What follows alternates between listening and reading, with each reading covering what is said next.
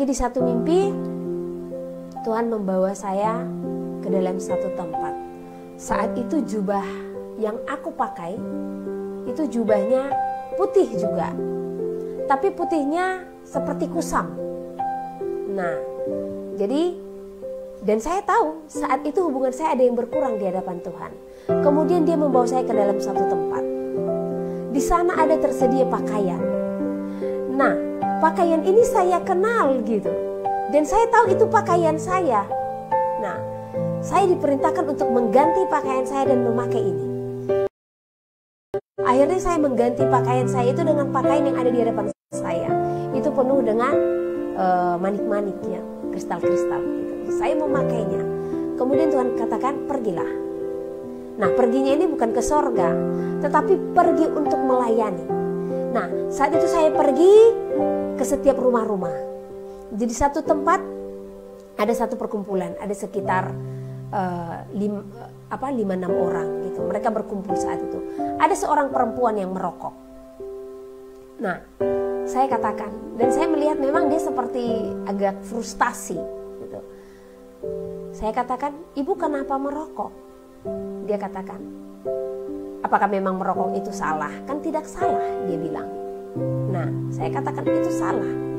Buktinya saya tidak apa-apa, saya merokok. Dan tidak ada tertulis dalam firman Tuhan dilarang merokok. Nah, terus saya bilang,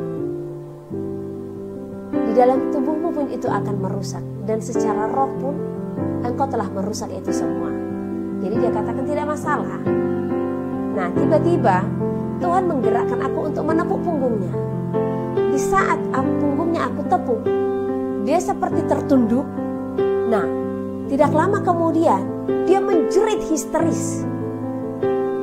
Ternyata di saat saya menepuk punggungnya tadi, dia dibawa ke alam roh, di mana dia melihat dirinya yang sesungguhnya di saat merokok. Jadi dia tersiksa, rohnya benar-benar tersiksa. Nah, akhirnya dia katakan, ternyata ini bukan tubuh kita yang sesungguhnya. Ternyata ini adalah daging yang hanya sementara. Ternyata saya telah menyiksa diri saya yang sesungguhnya. Jadi yang sesungguhnya itu kita di dalam Tuhan, kata ibu ini. Tidak berapa lama kemudian saya melayani orang yang di sampingnya. Dan saya memegang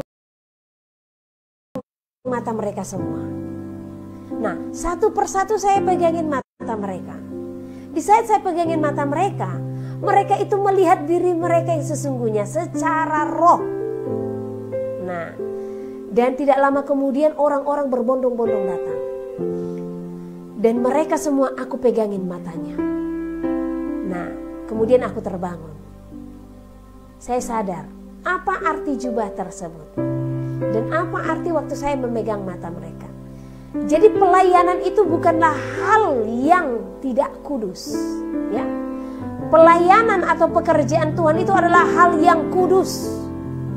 Jadi di sini pembelajaran bagi kita semua yang memang memiliki panggilan untuk full time di dalam Tuhan. Nah, di dalam mimpiku saya memakai pakaian warna putih, tapi putihnya kusam. Dan Tuhan menyuruh saya menggantinya. Artinya di sana, bukan karena pakaian saya putih ya, bukan. Nah, artinya di sana, saya hidup dan saya memberi diri kepada Tuhan. Tetapi masih ada yang harus saya bereskan dari hidup saya. Jadi tidak boleh ada yang kurang di dalam Tuhan. Di saat kita memang benar-benar hidup memberi diri kepada Tuhan untuk melayani. Karena kita hendak menopang orang lain.